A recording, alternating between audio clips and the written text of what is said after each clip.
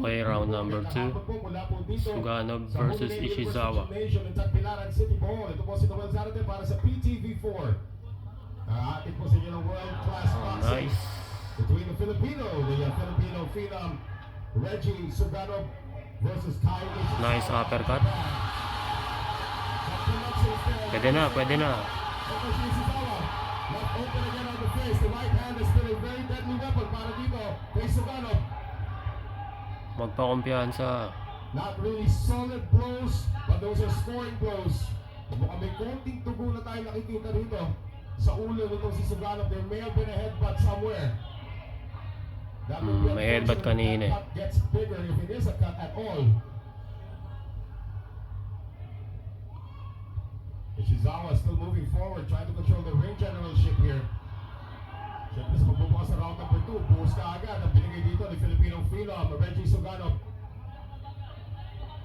The record of 14 and Wag lang pa kumpiyansa. this WBO Global Light Flyweight Championship.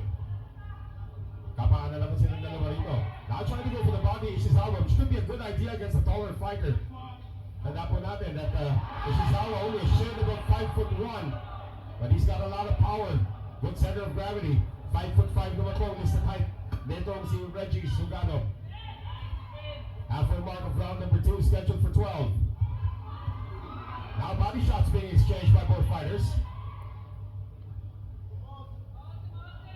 Again, plowing forward pa rin. Ito po si Ishizawa of Japan, the challenger in the pink trunks.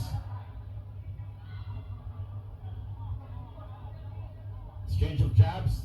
No follow-ups yet so far for Ishizawa. It appears that Suganov has now tasted how powerful those punches can be. Mukhang hindi niya pa masyadong iniinda. Again, Ishizawa trying to go for as many body blows as he can, trying to soften up his opponent. He's got a 4-inch reach advantage, 4-inch height advantage. Wag ka magstay sa lona, bro.